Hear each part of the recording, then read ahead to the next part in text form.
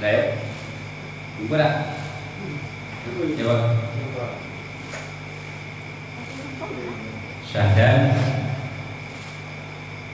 bermula sifat yang wajib bagi Allah Ta'ala 20 sifat, dan yang mustahil 20, dan yang harus 1-2. Jadi sifat yang wajib bagi Allah 20, dan yang mustahil 20, dan yang harus 1-2. Berarti 20 wajib, 20 mustahil, tambah harus 1. Berarti 41 sifat.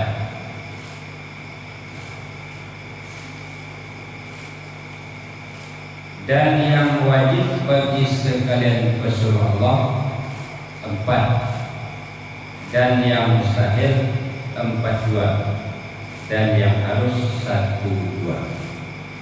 Berarti jumlahnya 9. Ya, jumlahnya berapa? 9 sifat. Jadi 41 ditambah dengan 9 menjadi 50. Nah, jadi yang 50 inilah yang wajib kita ketahui. Jadi orang menyebutnya akidah yang 50. Ya, orang menyebutnya berapa? Akidah yang. Jadi wajib hukumnya bagi kita yang mukallaf ini mengetahui 50 faqih, 50 akidah. 50. Jadi yang 50 itu apa? Pembagiannya tadi 20 wajib, 20 mustahil, 1 harus. Ya Allah ya. Setelah itu 4 wajib bagi Nabi, 4 mustahil bagi Nabi, dan 1 yang harus bagi Nabi. Jadi yang 50 ini wajib kita ketahui. Kalau tidak tahu macam mana? Kalau tak tahu terus. Nah, kalau tidak tahu macam mana? Kalau tidak tahu kita berdosa. Nah, inilah yang akan dijelaskan atau yang akan bisa diterangkan oleh pengarang di dalam kitab Aqwaidul Malik. Nah, ini perlu kita ingat kembali bahwa minggu kemarin ya, kita sudah menjelaskan tentang perbedaannya, ya, perbedaan wajib dan ada wajib menurut syara, ada wajib menurut akal kaidah. Nah, itu perlu kita dudukkan dulu. Nah, jadi jangan kita salah memahami. Nanti apa wajib menurut syara? Ya, kalau wajib menurut syara kemarin, kalau dikerjakan dapat pahala, ditinggalkan berdosa. Itu wajib menurut syara. Jadi kalau wajib menurut syara, lawannya adalah haram. Ya, lawannya apa? Lawannya adalah haram. Nah, sementara wajib menurut akal ada. Wajib menurut akal lawannya adalah mustahil.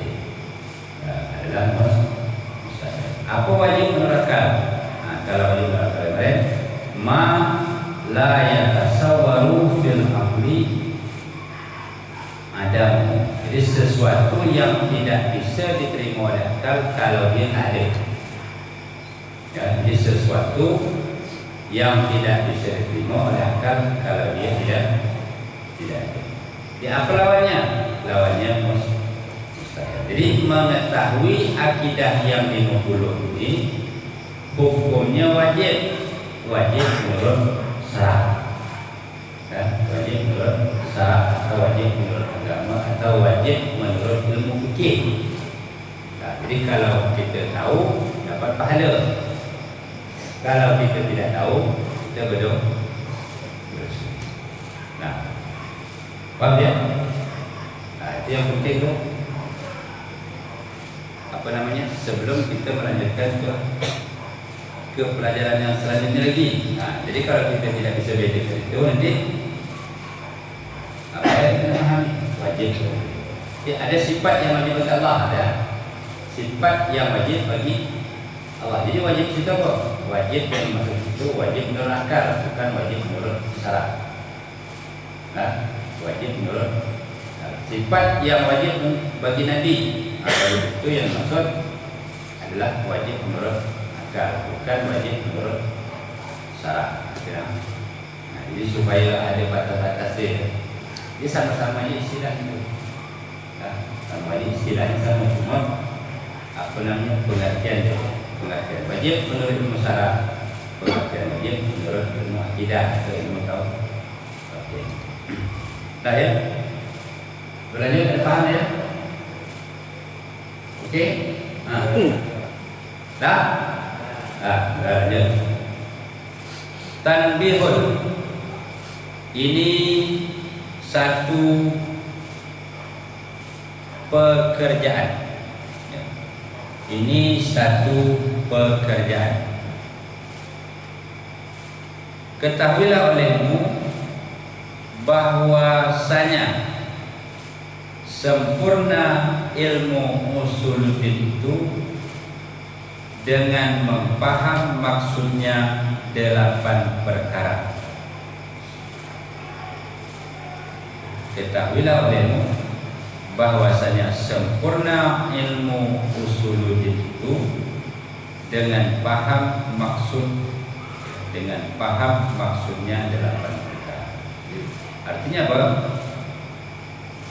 Kalau kita ingin mengetahui ilmu usuluddin, ilmu tauhid secara sempurna, kita harus memahami 8 hal.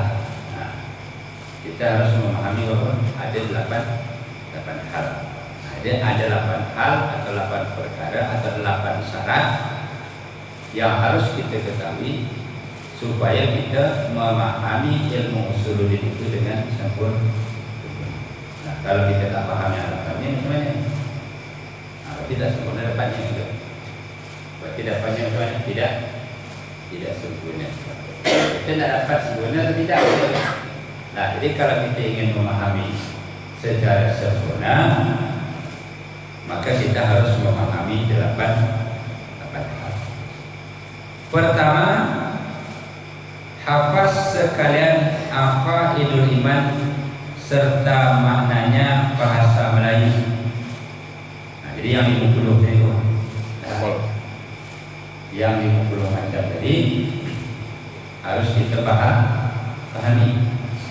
Hafal, setelah itu tahu pula maknanya. Banyak wujud, artinya ada tidak sedia, baqa kekal, mukhalafah lil hawadits, berbeda dengan makhluk. Artinya ada syarat pertama. Jadi syarat pertama yang akidah 50 itu harus kita hafal, dari 1 sampai 50. Berarti 20 wajib, 20 mustahil, 1 harus tadi. Arti yang 1 dapat 4 wajib, 4 mustahil, 1 harus, 9. Hafal kita tu dari 1 sampai 50. Dan selain hafal lafaznya, bahasa Arabnya, tahu pula kita apa arti dia. Arti daripada 1 tadi, dari 1 sampai 5. Yang pertama, syarat yang pertama pertama, hafaz sekalian aqaidul iman serta maknanya bahasa Melayu. Serta maknanya bahasa Melayu. Belum habis.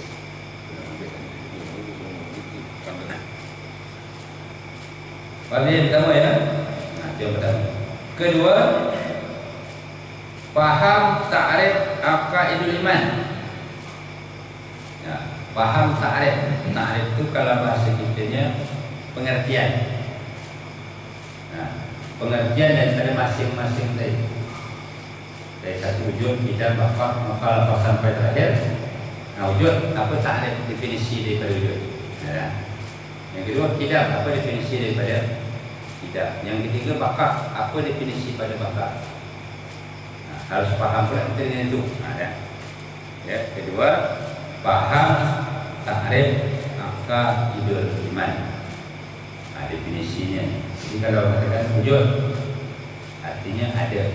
Nah, sekarang apa yang dikatakan wujud ada? Itu maksud ta'rif dia.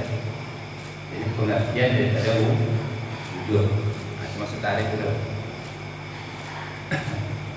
Pada yang ta'rif itu.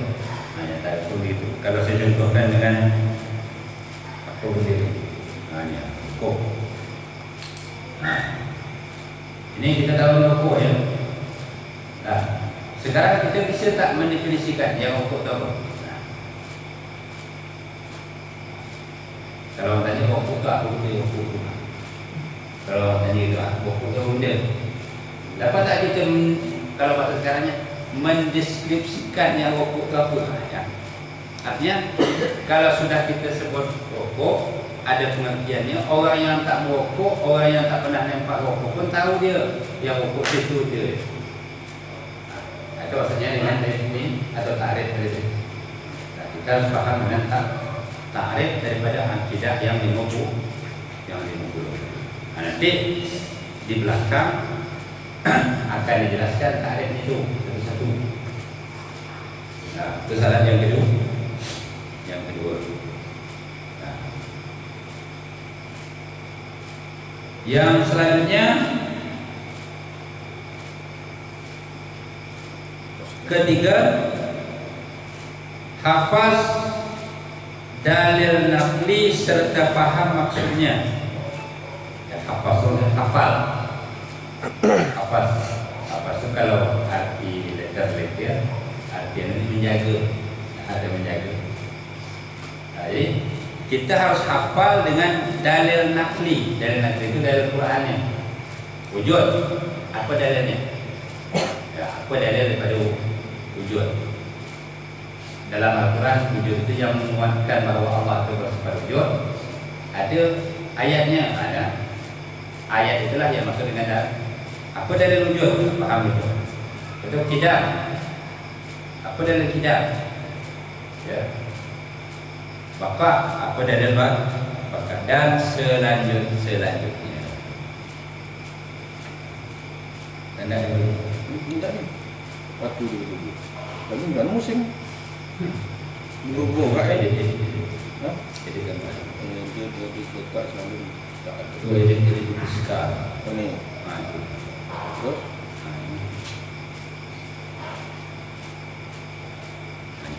oh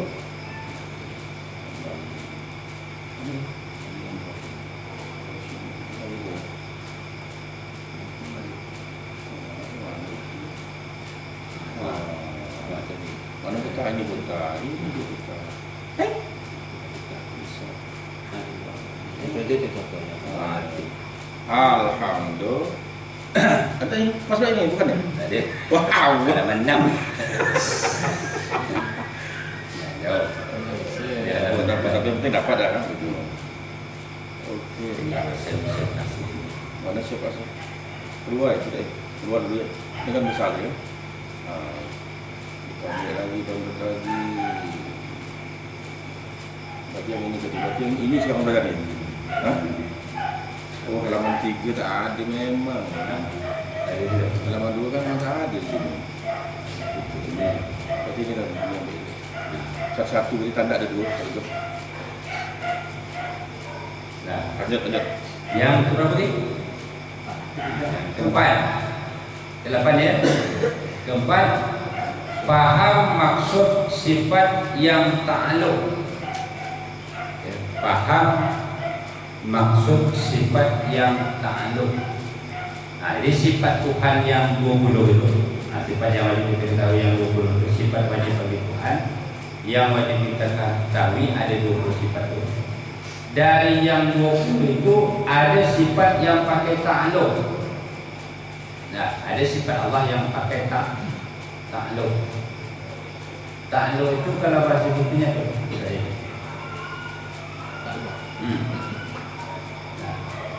Awak nak nanya dia dulu nanya.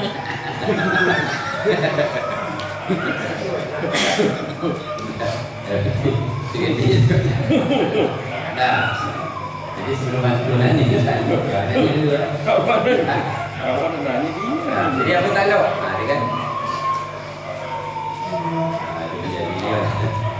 Ta'alluq tu kalau umpamanya kita contohkan di kerajaan ya, kerajaan ada pemerintahan, ada. Jadi raja, lepas tu ada rakyat kan? Raja ada rakyat, atau kawasan yang diperintahnya tu, kawasan yang menjadi apa namanya wilayah kekuasaan di raja. Itu namanya ta'alluq. Umpamanya kalau kita contohkan dulu kerajaan Majapahit, kan? Apa yang tunduk di bawah pemerintahan tu, itu ta'alluq kalau bahasa kita kan. Jadi yang ta'alluq bahasa kita tu, ini sama dengan ta'alluq ini. Namanya sifat Tuhan yang pakai ta'alluq itu, yaitu sifat ma'ani. Ya. Sifat Tuhan yang pakai ta'alluq itu apa? Sifat ma'ani. Sifat ma'ani itu qudrat, iradat, ilmu, hayat. Ya. Sama basar, kalam, 7. Ya. Jadi qudrat, iradat, ilmu, hayat, sama basar, kalam. Itu sifat mani tu. Sifat ma'ani 7 kan? Kalau wujud hidam tu sifat apa? Itu nanti. Dari yang itu tadi tu, kita harus faham sifat ini pakai ta'alluq dia. Jadi kalau Tuhan itu mendengar, ya kan? Tuhan apa? Bisa mendengar, kita contohkan. Sekarang pendengaran Tuhan itu kemana saja jangkauannya? Apa saja yang bisa Tuhan dengar? Apakah semuanya atau hanya sebagian saja? Ada. Apakah yang bersifat bersuara saja yang bisa dengar atau macam-macam? Ada maksud dengan ta'alluq tadi. Beda kalau kita ta'alluq daripada sama kita ke mana? Kepada yang bersuara saja kan? Ya tak? Yang tak bersuara macam mana bisa tak kita dengar? Tidak. Kalau Tuhan nanti macam mana? Itu maksudnya. Jadi yang keempat tu, faham maksud sifat yang ta'alluq. Yang nanti kita apa sifat-sifat yang pakai ta'alluq. Yang selanjutnya, faham ya? Faham tak? Dia faham kan? Jadi apa bahasa dia? Nak menyederhanakan bahasa tu apa dia? Tak tahu lagi. Jadi kalau kita gambarkan, jadi tentu lagi Tuhan punya kudrat. Tuhan punya sifat kudrat. Kudrat itu apa sih? Kuasa. Jadi Tuhan itu kuasanya apa je yang bisa Tuhan lakukan dengan dia punya sifat kudrat tadi. Lepas itu iradat. Ma'asubirin. Tak ada angkat sampai itu lah.